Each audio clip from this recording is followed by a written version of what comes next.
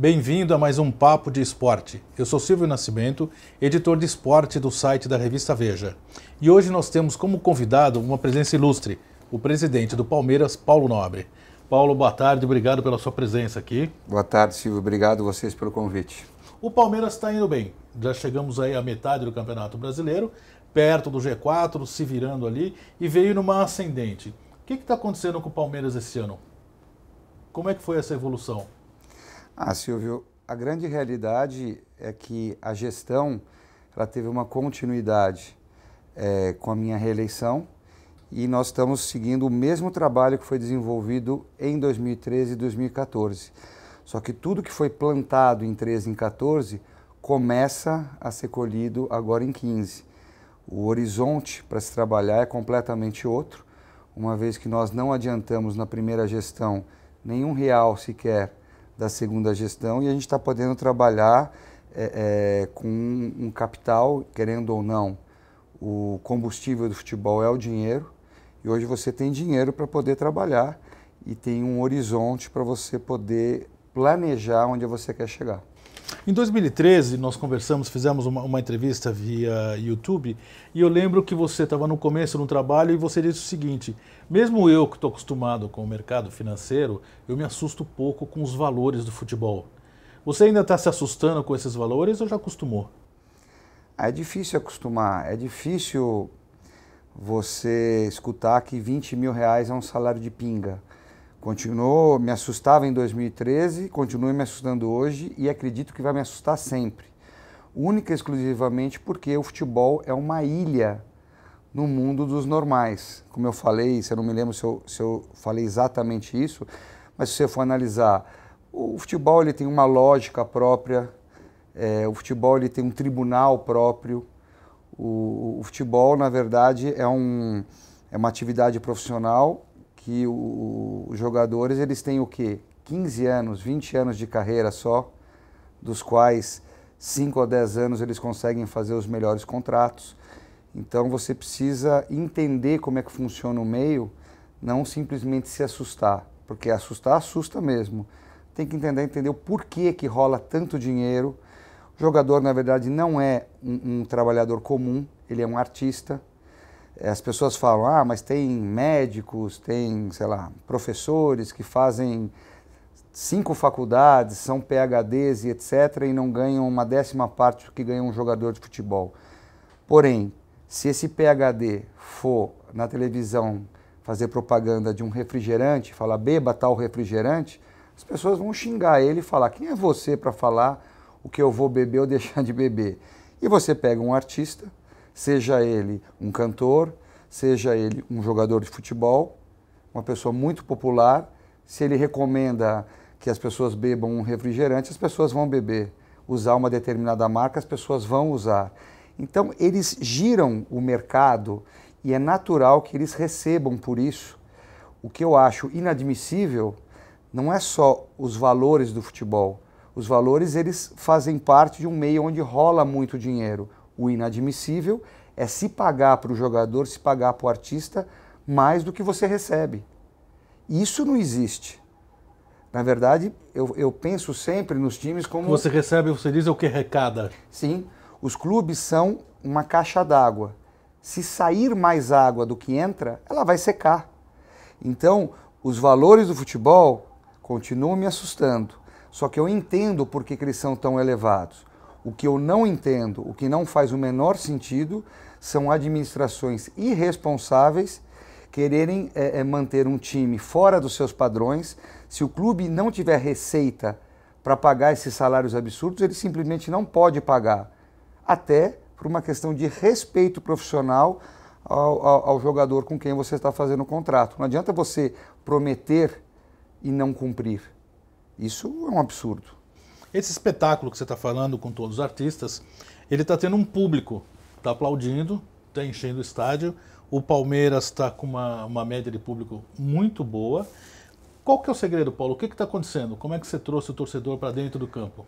A gente não pode falar que o Palmeiras ele é sustentado pelo público que vai a campo. Receita de bilheteria é uma das fontes de receita do clube. Existem outras. ela é muito importante. Qual que é a porcentagem da receita do clube, a bilheteria? Eu imagino que para o ano de 2015, o que nós vamos arrecadar líquido chegue a talvez 15% da receita total. Agora, existem várias fontes de receita. O sócio-torcedor, a esmagadora maioria do sócio-torcedor avante, ele não vai ao estádio. E ele é uma fonte de receita tão grande quanto a bilheteria hoje. Você tem toda a parte de receita de televisão, que é uma coisa muito, muito importante. E por que a receita do Palmeiras é tão grande? Porque tem muita gente que não vai ao estádio e assiste os jogos pela televisão.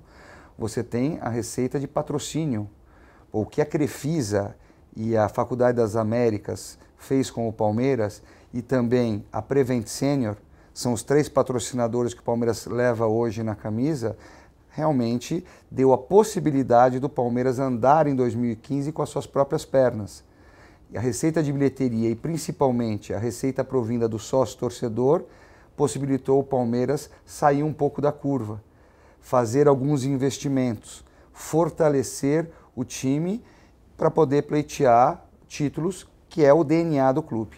Porque ajuda muito, né? Até para você vender o produto, você está com o estádio cheio, com a torcida toda lá, faz também uma diferença. Essa administração, mas essa ideia de trazer, né, o público, a torcida, que é o que está revalorizando o futebol. Não faz muito tempo nós falamos com o Gilmar Rinaldi da Seleção Brasileira, ele dizia o seguinte, que é um momento bom para se aproveitar porque as torcidas estão voltando ao estádio, né? Tem mais ainda para fazer para o torcedor? Eu acho que você nunca, em hipótese alguma, sendo presidente de um clube grande como o Palmeiras, pode deitar em berço esplêndido e achar que você já atingiu o objetivo. Palmeiras não tem objetivos a serem alcançados. Tem que sempre a régua subir mais, mais e mais. Não adianta você também ser um descontente de achar que está sempre aquém do que você gostaria e ficar triste por isso. Não, você tem que sempre ter os pés no chão, entender que para o Palmeiras o céu é o limite, que para o torcedor do Palmeiras sempre tem algo mais que você pode fazer e ir subindo a régua. A partir do momento que você se conformar e achar que está bom, é o começo do seu declínio.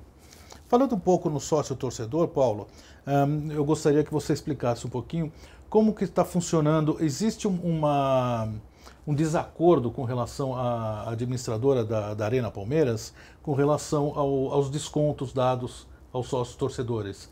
Eu gostaria de saber com você como é que está isso, como é que vocês estão tratando isso, justamente por essa valorização, né, de trazer o torcedor para dentro de campo. Dentro do acordo que foi firmado na administração do estádio, Palmeiras tem praticamente só 10% dos dias do ano onde a arena é dele.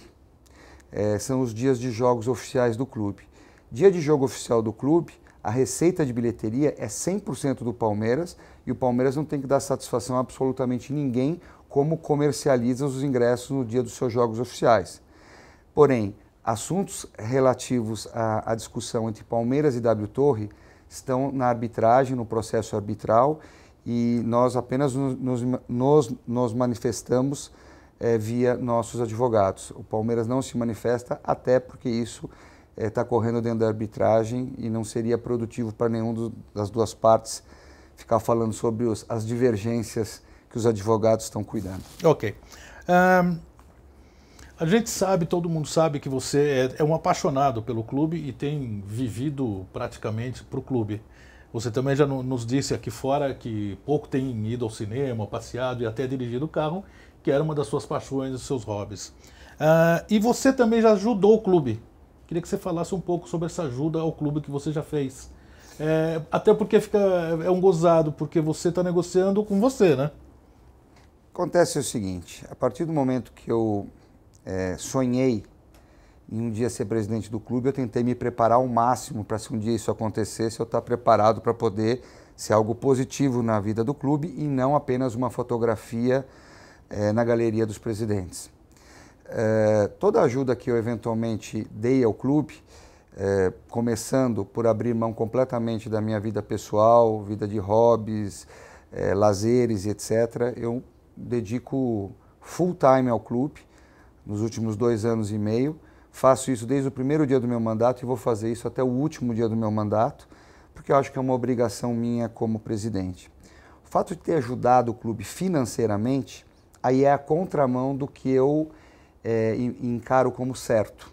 Na verdade, o clube não pode depender de dinheiro pessoal de seus comandantes. O presidente tem que talvez emprestar a sua maneira de trabalhar, a sua filosofia de trabalho para o clube, mas não o seu patrimônio pessoal. Porém, em 13, eu não tinha absolutamente nenhuma outra solução. Se eu não fizesse isso, o Palmeiras literalmente pararia. Se o Palmeiras fosse uma empresa, clubes no Brasil não falem, porque não são empresa, mas se fosse uma empresa, em 2013 teria falido. Porque nós tínhamos apenas 25% das receitas do ano, não tinha o que fazer, o Palmeiras não tinha patrimônio para dar em garantia e levantar dinheiro no mercado financeiro, ia parar, não teria outra solução, a não ser você criar um círculo, uma bola de neve que cada vez cresceria mais, que seriam dívidas impagáveis. O banco normalmente não gosta de trabalhar com 3 tipos de instituição: clube de futebol popular, hospital e igreja.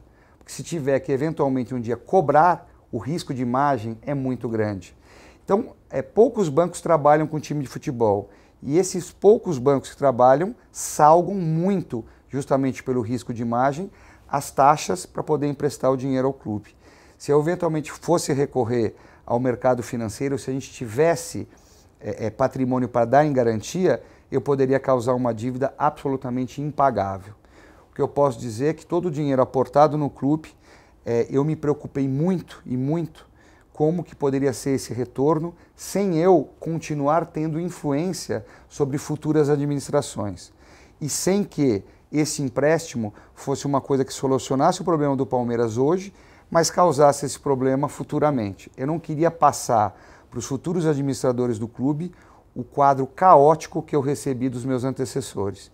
Então, criamos regras muito claras. O Palmeiras não pode, em hipótese alguma, gastar mais do que 10% das suas receitas anuais para devolver o dinheiro. Quando o Palmeiras vai eventualmente a mercado, ou quando o clube vai a mercado, o mercado só valoriza 3 tipos de contrato, que é o de patrocínio, se o patrocínio for bom, o fornecedor de material esportivo e as cotas de televisão. Todas as outras receitas não são valoradas, então a gente chama essas 3 fontes como filé mignon. No caso da devolução do dinheiro aportado no clube, valem todas as receitas, 100% de qualquer dinheiro que entrar no clube, não só o filé mignon, e a correção desse dinheiro é por 100% do CDI. Isso não existe no mercado. O Palmeiras captou dinheiro da mesma maneira que banco capta dinheiro da gente para emprestar para o mercado. Eles captam a CDI e emprestam para o mercado a CDI mais alguma coisa, spread, né? Dependendo do grau de risco de quem está, do credor, do devedor. Quem for pegar dinheiro, se tiver boas garantias, se tiver um bom histórico, paga menos. Se tiver mau histórico, paga mais. Mas o banco capta a CDI. Então o Palmeiras está captando a CDI e foi tudo aprovado em todos os setores do clube, em todas as instâncias, tudo rigorosamente à luz do nosso estatuto. Foi aprovado no Conselho Fiscal, depois no Conselho Deliberativo. Qualquer futuro presidente não vai poder eventualmente abrir mão de não pagar isso. Então eu estou 100% tranquilo que fiz o melhor negócio possível para o Palmeiras e que ninguém, absolutamente ninguém, terá ingerência sobre futuras administrações. Todos os futuros gestores vão poder fazer a gestão que acharem melhor para o clube, sem influência externa nenhuma. É um contrato de longo prazo ou não? É de prazo indeterminado, porque se eventualmente, num ano onde as taxas de juros no mundo, obviamente no Brasil, crescerem muito e as receitas do Palmeiras não crescerem na mesma proporção, pode ser que 10% das receitas do clube não cubram nem a correção anual do dinheiro. Não tem problema. Paga-se e se alonga a dívida. O que não pode nunca é gastar mais de 10% das receitas, porque você pode comprometer uma futura gestão. Então esse dinheiro pode voltar em 8, 10 anos, como pode voltar em 15, 20. Depende do que acontecer com as receitas do clube e com a economia do país. Falando de administração, Paulo, em 2013 você falou que se preocupava muito com base, com categoria de base de jogador, que o elenco era vital, né, ao clube, claro, né, por trabalhar bem, ganhar títulos e conseguir se manter. E falava em reestrutura permanente. Você dizia o seguinte, que todo ano um clube tem que se reestruturar, né? E investir nas categorias de base. Como é que está esse projeto? Você conseguiu manter isso? Bom, categoria de base é claramente o primo pobre num clube de futebol, porque ela não dá frutos a curto prazo. Ninguém gosta de fazer investimento na base, porque quem vai colher os frutos vão ser futuros presidentes. Porém, quem de fato colhe os frutos é a instituição Sociedade Esportiva Palmeiras. Nós, até por uma questão de necessidade e por outro lado, por uma questão de filosofia, investimos muito na base em 13 e 14. Em 13, se eu não me engano, 16 jogadores formados na base foram relacionados e 12 entraram em campo. E em 14 eu não preciso nem falar que em determinados jogos, 6 jogadores estavam como titulares no clube no time principal do Palmeiras, formados na sua base. Isso foi uma questão de necessidade de 14, mas comprovou que a base do Palmeiras pode fazer bons jogadores e acabar com essa história que a gente não revela jogador. Nós já tivemos 2 jogadores nesse último Mundial, jogadores que estavam uma categoria abaixo do que eles jogaram, foram titulares da seleção brasileira, e isso nos dá muita alegria. Acreditamos que vamos ter jogador também na Olimpíada, formados no Palmeiras, e a base do Palmeiras não vai ser só uma formadora de jogadores para o time principal, como também uma grande formadora de receita para o clube a médio prazo. Eu andei lendo também, Paulo, que você gosta muito de transparência e está trabalhando muito para fazer todas as ações, né, da presidência do clube, tudo muito às claras. Você é a favor de revelar todos os valores de contratos, salários e negociações? Isso não é questão de transparência. Isso é uma questão que você tem que ter respeito pelos profissionais com quem você trabalha. Tem muitos profissionais que não querem ter revelado quanto eles ganham. Eu não acho que isso é uma questão que vá o torcedor e a opinião pública como um todo saber quanto cada um ganha ou deixa de ganhar. Negociações são feitas a portas fechadas. Agora, o que precisa ter muita transparência é no balanço do clube, são nos números do clube. Nós temos um conselho que é o Conselho de Orientação e Fiscalização, que nos fiscaliza mensalmente o balancete do clube, recomenda depois no final do ano o balanço final para ser aprovado ou ser reprovado pelo CD. Quer dizer, a transparência ela acontece na sua plenitude, mas não queremos ser mais realistas que o rei. Certas coisas que você fizer, você na verdade vai estar prejudicando a instituição. Também há algum tempo existe uma discussão de que os clubes tinham uma certa ingerência de jogadores e até de torcida, o problema das torcidas organizadas. Você também já há algum tempo já vem tratando disso e se afastou das torcidas. E eu queria saber como é que hoje está a relação com as torcidas organizadas do Palmeiras e se há essa... dizer que um clube pode se tornar refém de jogadores e como que está a sua visão hoje, depois de 2 anos que nós falamos sobre esse assunto? Refém de jogadores, eu não entendi. Ser pressionado pelos jogadores de uma forma ou de outra, até por transferências, propostas. Olha, qualquer dirigente pode vir a ser refém de qualquer ponto fraco que ele tenha. Sim, pode ser que vire refém de jogador caso você passe a dar uma importância para os jogadores maiores do que a própria instituição. Eu acho que você precisa ter, e é obrigatório, é mandatório, muito respeito, não só pelos jogadores, mas por todos os profissionais que trabalham com você. Uma coisa é você ter respeito, outra coisa é você perder a noção que a instituição é mais importante do que absolutamente todo mundo. Com relação a torcidas uniformizadas, não existe relação nem boa nem ruim, não existe relação, mas eles fazendo a parte deles na arquibancada e nós fazendo a nossa parte por detrás da mesa, tenho certeza que quem ganha com isso é a instituição Sociedade Esportiva Palmeiras. Paulo, estamos vivendo também um momento de uma certa turbulência com os problemas de corrupção na FIFA, né? É um problema mundial. Respingou aqui na CBF com um dos atuais dirigentes, né? Lá na Suíça. Isso respinga aqui nos clubes também, no futebol, de alguma maneira? Existe alguma influência? Eu não digo que respinga. A imagem do Cartola, do dirigente de futebol, ela é ruim. Da mesma maneira que não é boa a imagem dos políticos no Brasil. Isso não significa que não tenham políticos super sérios e que não tenham dirigentes de futebol super sérios. Acho que cada um tem que fazer um pouco a sua parte. Como a gente fala, quanto mais transparente forem todos os processos, melhor para todo mundo. Porém, nesse caso da FIFA, o Palmeiras não pré-julga absolutamente ninguém, mas é a favor que tudo seja apurado. Como estão as relações do Palmeiras hoje com a CBF? Muito boas. Tranquilas? Muito boas, como sempre foram. O que você acha que poderia melhorar um pouco no futebol brasileiro? O calendário é algo que se discute muito em relação ao número de jogos e etc. Eu acho que a gente tem que avaliar tudo isso não casuisticamente. Não adianta olhar só o que é melhor para o Palmeiras. A gente tem que entender que o Palmeiras faz parte de um contexto. Num campeonato ele não joga sozinho. Tem vários outros clubes que não participam da primeira nem da segunda divisão, que são super importantes para o futebol brasileiro. É o grande celeiro do futebol brasileiro, são todos os clubes, não só os grandes. Então a gente tem que pensar o que seria bom para o futebol como um todo. E infelizmente o que eu vejo são muitos dirigentes pensando o que é melhor para o seu clube naquele presente momento. É natural isso também. O mandato de presidente é muito curto.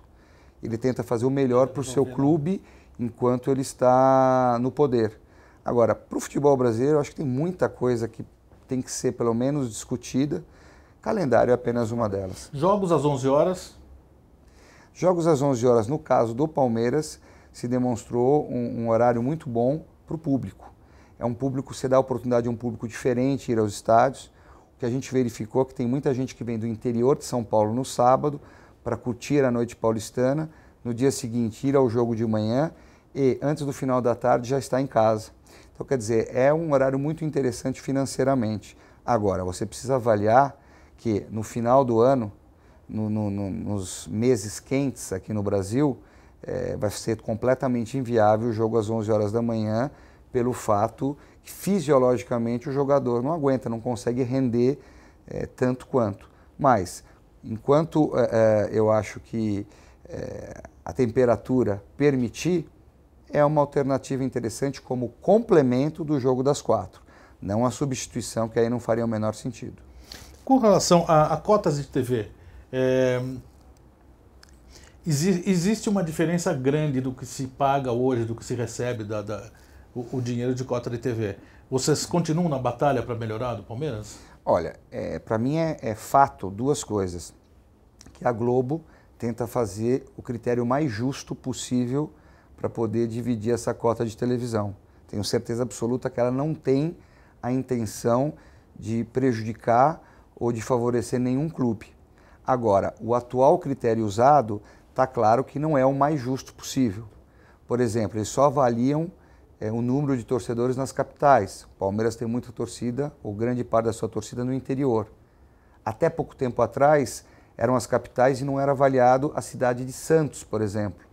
Então, quer dizer, eu tenho certeza que contrato a contrato vai tentando se melhorar esse critério para se chegar a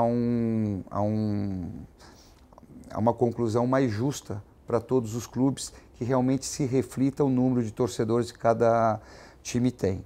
Agora, precisamos tomar muito cuidado, que o futebol brasileiro ele é maravilhoso, porque todo início de campeonato você tem de 20, 12 clubes que podem vir a ser campeão.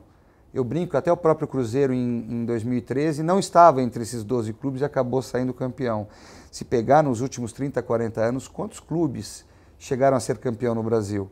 A gente não pode perder isso. Isso é mágico. A gente não pode espanholizar o futebol brasileiro e passar a ter só 2 clubes disputando e o resto disputando o terceiro lugar. Isso seria muito triste, mas não acredito que isso aconteça. Paulo, eu também tenho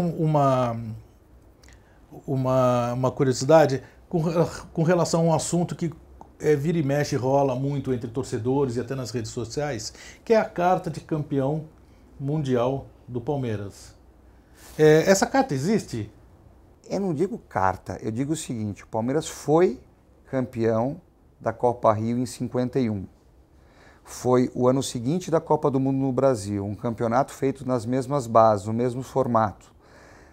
Representantes da FIFA vieram acompanhar o campeonato e o Palmeiras ganhou. O Palmeiras é o primeiro campeão mundial interclubes, isso o Palmeiras nunca teve dúvida nenhuma.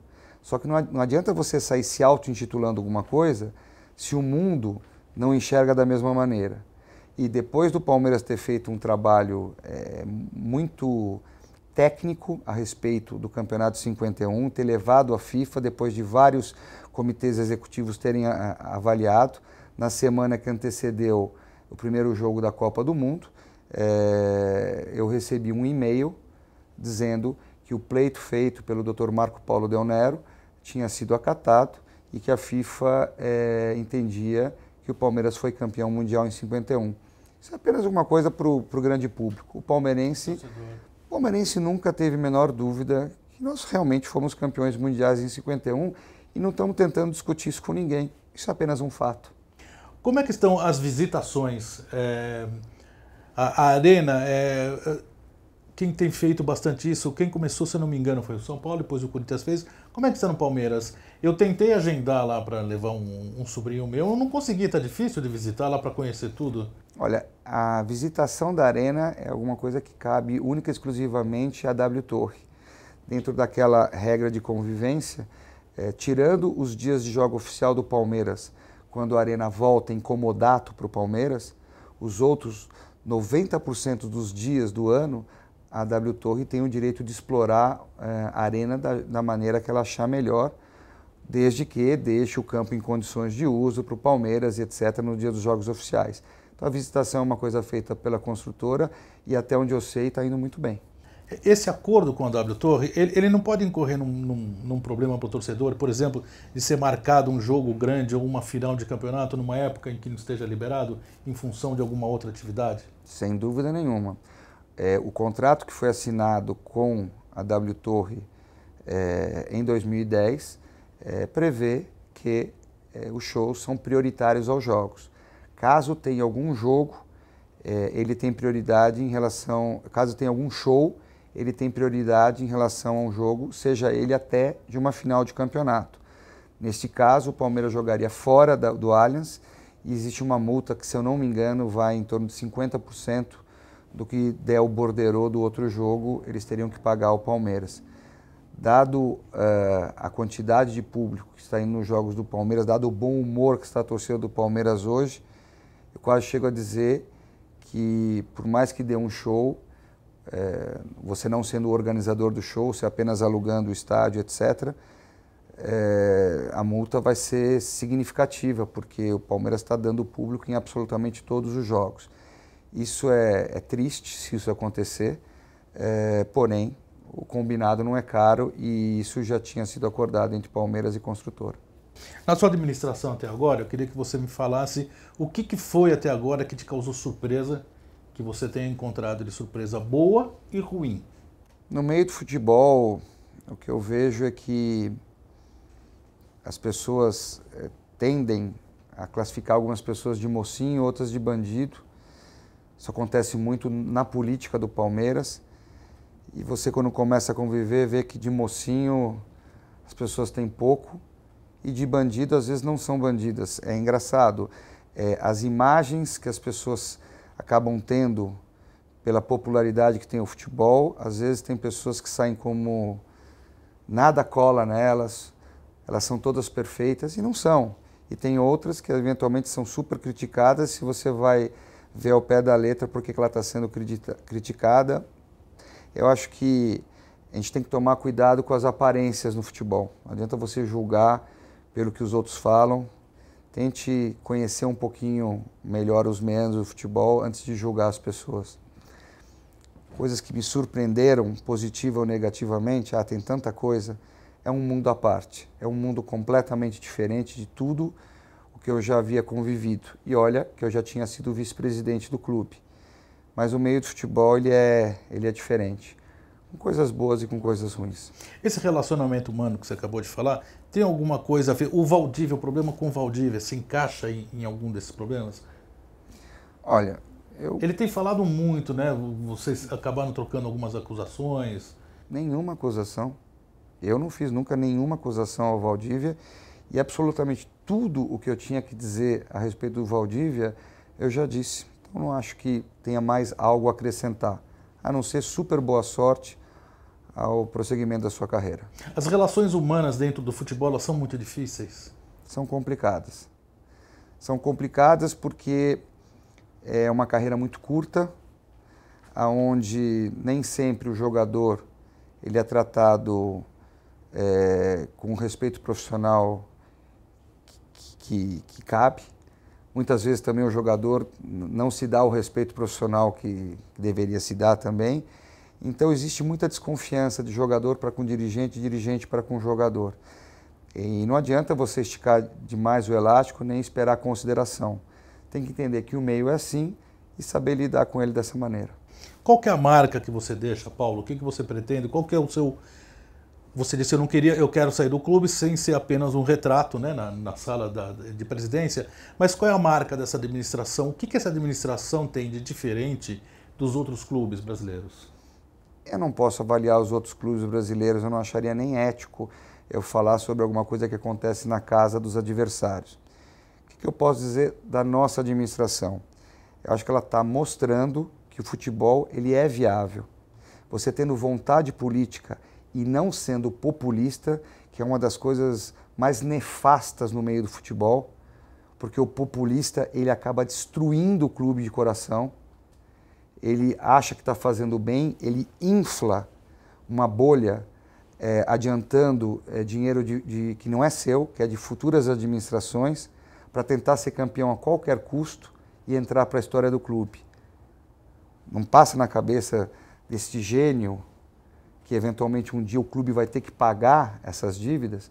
Então, quer dizer, isso eu acho uma coisa totalmente nefasta e eu acho que a nossa administração está mostrando que dá para andar com as próprias pernas, dá para fazer uma administração séria e ter bons resultados. E eu vou dizer uma frase que um empresário um dia me disse e que é uma frase que para mim marcou a minha gestão. Ele me disse, presidente, a maior malandragem no meio do futebol é ser honesto. Você acaba trazendo mais e mais e mais negócios. Você pode não dar 5 passos para frente, mas você vai dar 1 passo para frente a cada vez com solidez. E é verdade, isso me marcou muito e eu acho que esse empresário foi extremamente feliz nessa colocação. Torcedor pode confiar no título esse ano? O Paulo Nobre, torcedor, é sempre um otimista. Eu acredito sempre. Eu acredito sempre que há possibilidade, nunca desistir. Mas nunca, nunca desistir, porque tudo é possível. Agora, o que o torcedor tem que ter certeza absoluta é que existem muitas pessoas trabalhando muito sério para que isso aconteça. Tem um caminho para isso? Sem dúvida. Ok. Paulo Nobre, eu queria agradecer a sua presença aqui, a sua disposição, e queria convidar a todos para o próximo Papo de Esporte.